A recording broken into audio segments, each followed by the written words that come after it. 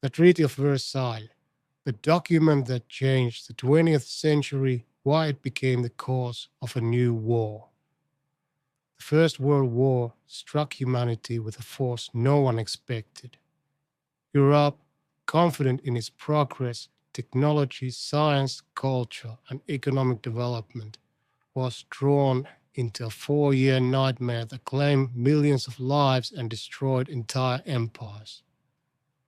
When the guns finally fell silent on November 11th, 1918, it seemed the world could finally begin to recover, learn its lessons, and build a new system that would prevent wars of such scale forever. But only 21 years later, the world would plunge into an even more devastating conflict, World War II.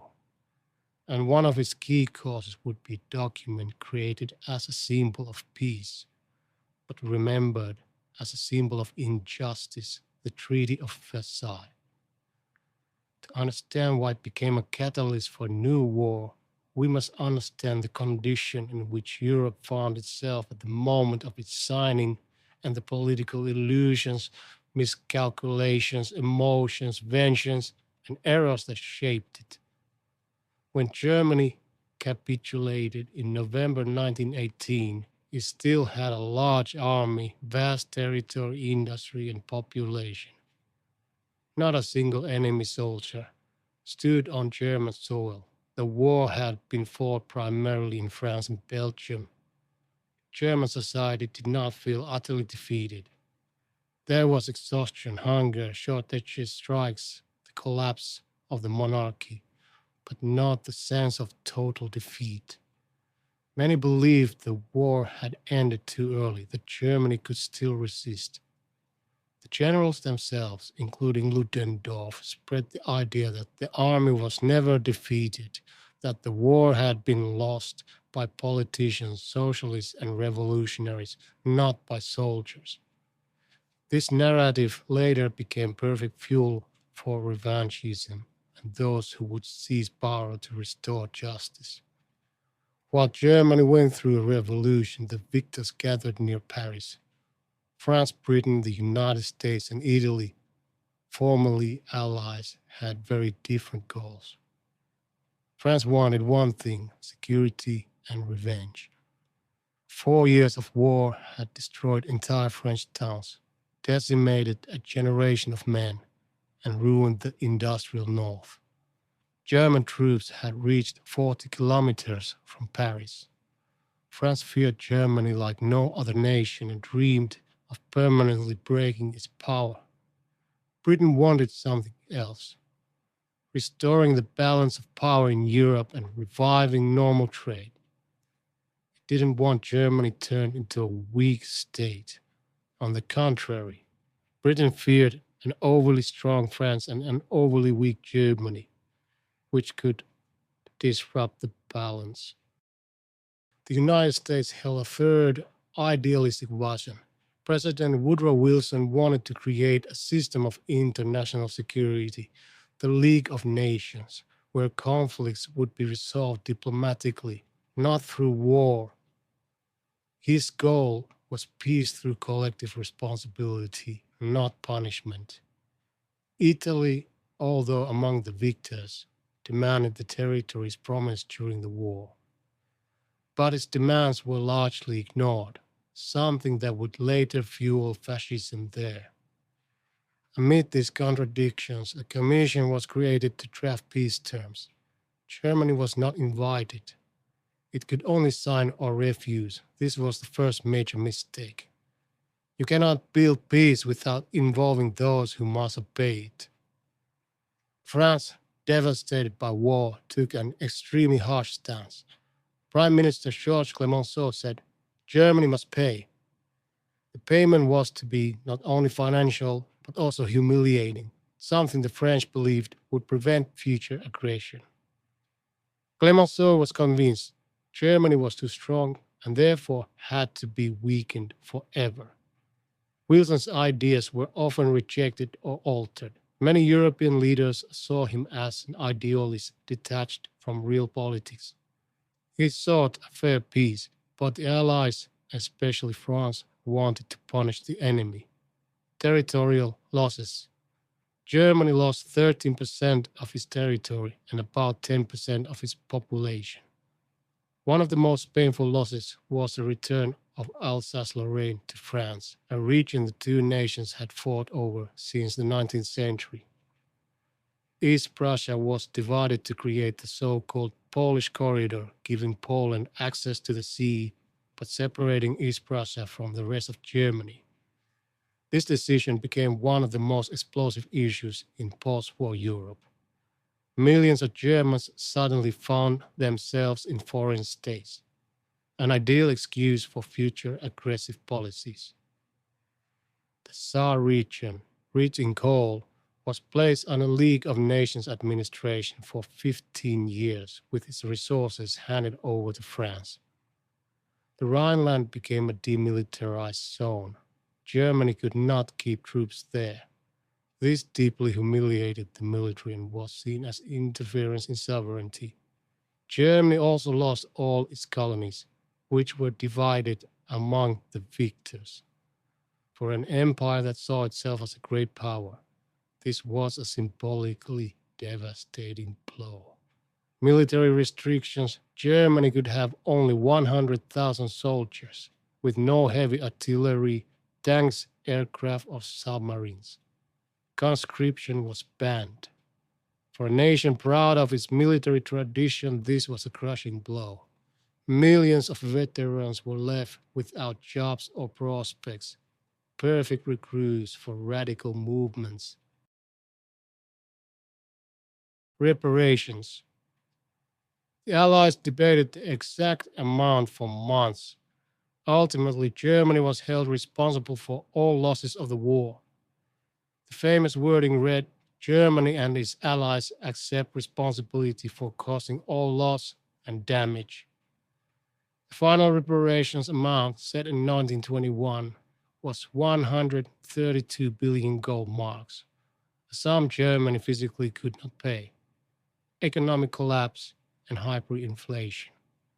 By 1922 to 1923, Germany plunged into one of the worst hyperinflations in history. Money lost value daily. People carried wages in baskets. Prices could double in a day. The mark became worthless. People lost savings, homes, businesses, futures.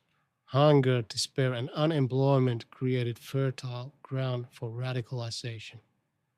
Reparations became the main symbol of hatred toward Versailles. Germans saw them not as fair compensation but as degrading punishment. The guilt clause, war guilt clause. The most painful part of the treaty was Article 231, which stated that Germany bore responsibility for starting the war. It was a political clause meant to justify reparations, but it became an ideological weapon for revanchists. Politicians, generals, newspapers, and writers declared it a lie, that Germany was dragged into war by circumstances. This article became a key argument for those who later promised revenge.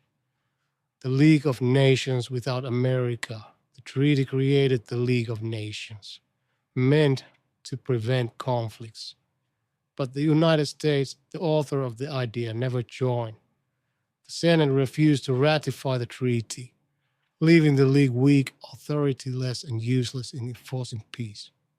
Germany in the 1920s, chaos and radicalization. Germany plunged into political chaos. Its economy swung between crises and brief recoveries. The political system was unstable. Hundreds of parties existed. Radicals fought street battles, and uprisings occurred regularly. Communists and nationalists hated Versailles. Liberals understood it was unenforceable. The government tried to maneuver but lacked support. In this chaos emerged the myth that would define the next catastrophe, the stab in the back. According to it, Germany had not lost the war but had been betrayed. but politicians choose socialists and revolutionaries. This myth became the foundation of nationalist propaganda, including Adolf Hitler's. He used the Treaty of Versailles as proof of humiliation, weakness, and betrayal, and as justification for revenge. Every part of the treaty became a tool of radical propaganda. Territorial losses unfair, army restrictions shameful, reparations cruel, the guilt clause false. The Great Depression and Hitler's rise. Between 1929 and 1932, Germany faced another catastrophe, the Great Depression. Unemployment reached 6 million. Thousands of companies collapsed. In this moment, Hitler's party transformed from fringe to mass. He told people what they wanted to hear: that Germany was great, humiliated, betrayed, that Versailles was a crime, that strength must be restored, that order could return only through force. Versailles became a symbol of national humiliation, a reason millions were ready to support anyone promising to destroy it. By 1933, Hitler came to power and his foreign policy rested entirely on dismantling Versailles. He rebuilt the army, created an air force, reintroduced conscription, all in violation of the treaty. But the League of Nations could do nothing. Europe was divided, Britain feared another war, and France could not act alone. Germany realized Versailles was dead. The road to Versailles, remilitarization of the Rhineland, Anschluss of Austria, seizure of the Sudetenland, invasion of Poland, all were justified as correcting Versailles' injustice. Why Versailles caused a new war? Because it was built on revenge, not justice. Because the victors ignored the fact that humiliating a nation plants the seeds of future conflict. Because political ambitions outweighed stability. Because the psychology of an entire nation was ignored. Because peace cannot be built on hopelessness. The Treaty of Versailles became a catastrophe not because Germany was punished, but because it was punished in a way that prevented recovery, yet still left it strong enough to crave revenge. This is the most dangerous condition in international politics. Versailles made revanchism inevitable. Millions felt humiliated, betrayed, crushed, stripped of their future. When society feels this way, someone always appears to offer justice. Thus, World War II was born from pain, suffering, mistakes, ambition, and the injustice of Versailles, from fear and hatred, from the illusion that peace can be created by destroying an enemy without offering anything in return. This document truly changed the 20th century. It reshaped nations, political systems, borders, economies, and human minds. And it became one of history's greatest lessons. Peace cannot be built on humiliation or fear or revenge.